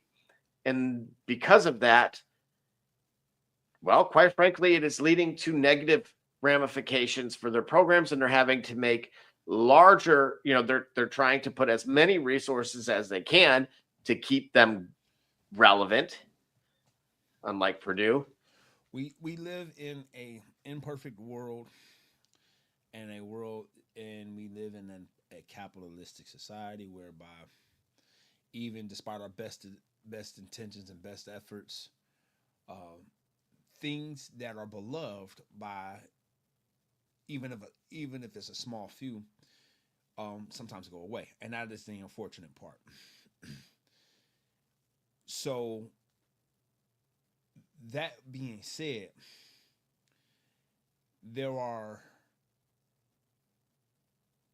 there's a sport that dominates American culture in its professional and semi-professional level. I just find it very hard that there isn't enough revenue that could be shared to give other sports an opportunity to play, considering universities spend a lot of their, I'm guessing here, universities spend a lot of their own revenue promoting said dominant sport. For the return on investment that sport also benefits, that they should be able to give back. Like, it should be. I play this game called Tower War, and what I figured out is I run like a triangle system, whereby what happens is once I get 3 of my towers together, I kind of create a path where one tower A runs to B, B runs to C, and C runs back to A. So once I had this strategy going, I'm oftentimes I don't have powerful tanks or soldiers or battalions, but I run this triangle. And when I run this triangle, if I do it and I'm smart enough for my strategy, they're building each other up. So even on groups that have a more powerful tank, artillery, or battalion, with my strategy, I'm constantly earning, so I constantly have resources to spend, not only to protect this one tower, but to also give and benefit.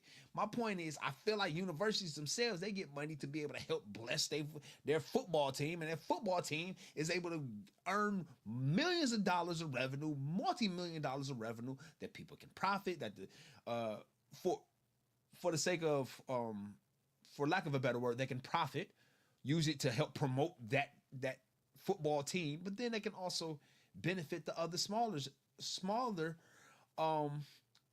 sports by whom maybe a smaller sport, whether it be water polo or lacrosse or softball or baseball. So Gully, ultimately here, no different than the article from Ross Dellinger for Yahoo Sports, mentioning that Greg Sankey and it sounds like even the chancellors of the Big Ten are on board with potentially the model of a collective bargaining agreement, which would also add aspects of employment. Now, remember, once you add employment there, as we know firsthand, that implies things like medical and dental and 401k and all of that framework as well. Right. But currently, again, there's also that self-governance model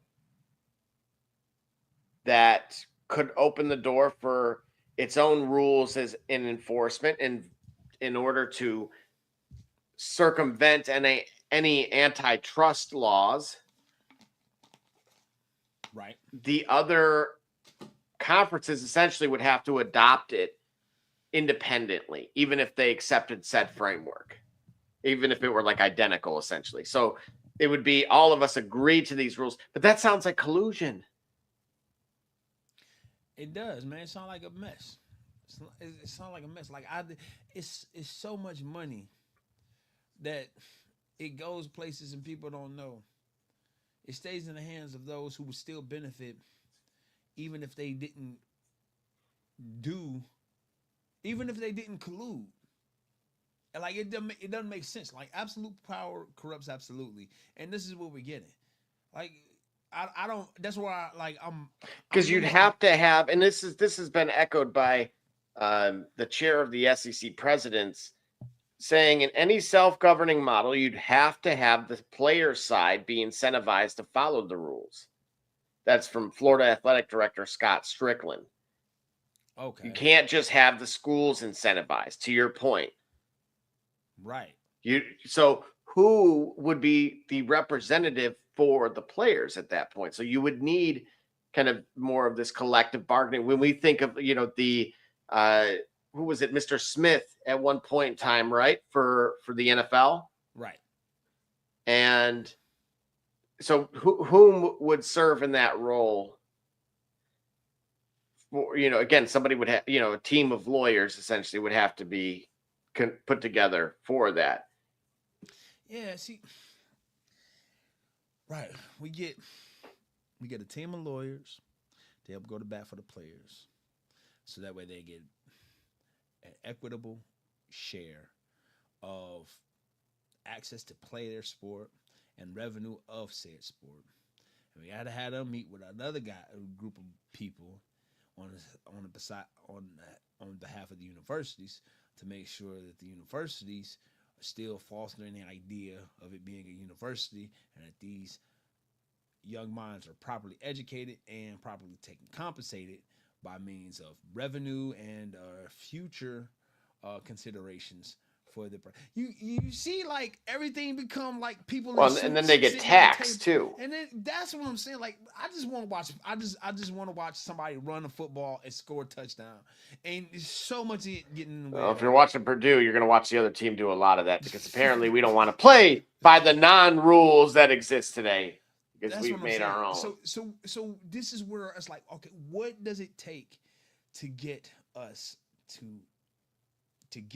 closer to playing the game for the purpose of having the fun and the experience of enjoying watching the game, watching a form of entertainment, which is what sports are.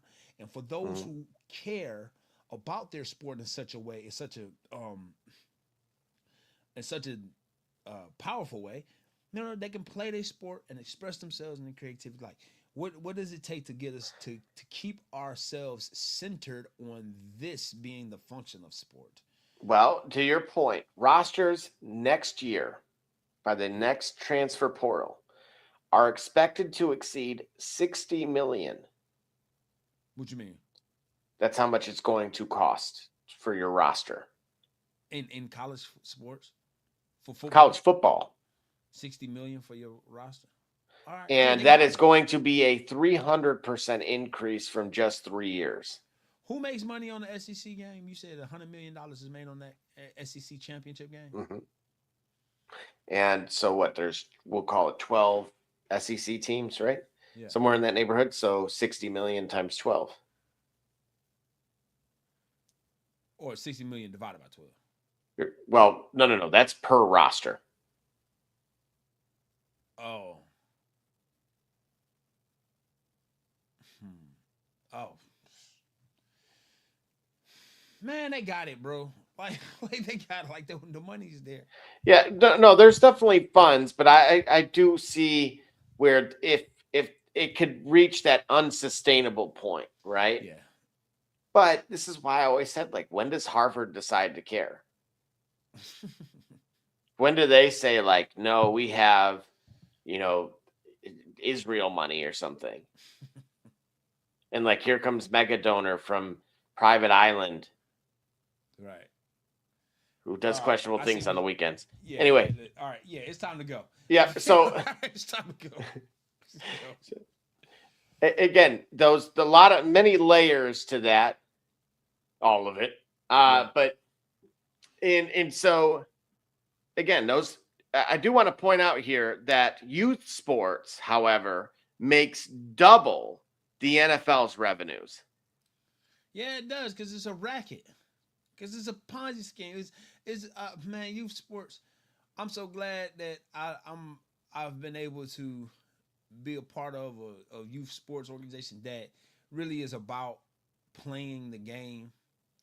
And for the years that I've been a part of that program, I've seen only opportunities for the players to play the game, to get meaningful work in terms of meaningful reps, in terms of playing meaningful competition. And it really wasn't much more than that. It wasn't about trying to put themselves in position where we gotta spend so much money, and it's only really for the coach's benefit to kind of help the coach position himself, help the coach and the coaching staff look good. Like we haven't been a part of that. I've been blessed that we haven't been a part of that. We've been in a program that's really about the youth playing the game,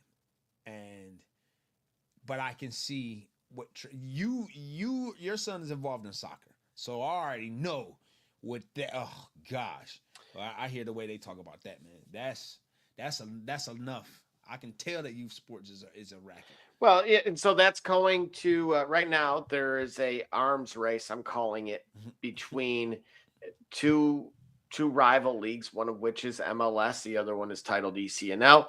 And essentially, we've seen some clubs have paid ECNL upwards of $400,000 in just a calendar year. Wow. And in other cases, in other sports like hockey, the venue is owned, right? You have the stay and play tournaments, and then you cannot record your kid. You have to pay to have the game live streamed professionally. Nah, bro. This is just everything is about extracting a dollar, and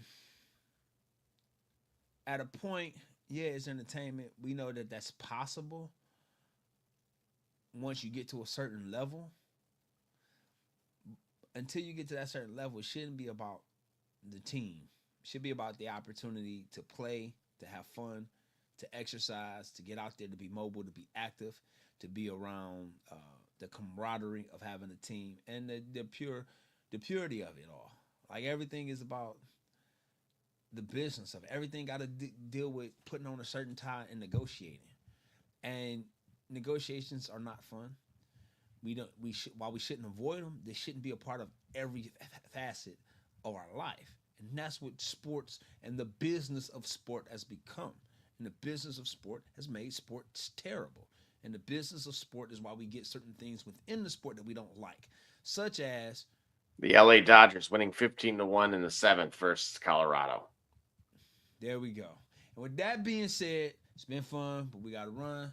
Check us out on all your channels, Facebook, Instagram, YouTube, and wherever your televisions can tune into, especially your smart TVs, because you can always find us. Yeah, let us know in the comments. Of course, we appreciate everybody that was checking in with us. I mean, there were so many of you. Definitely want to shout out to people as well. We are of the people, not above the people, as always. And for my mans, Be Rich, Barbershop Jay, couldn't be with Khalil, Lil, right? Nas and Rennie, Pete Rock. Yep, CL Smooth. You've been listening to the shop. And listen, remember, next time you really want to know what's going on, come to the shop. Why? Because walk-ins are always welcome. Holla.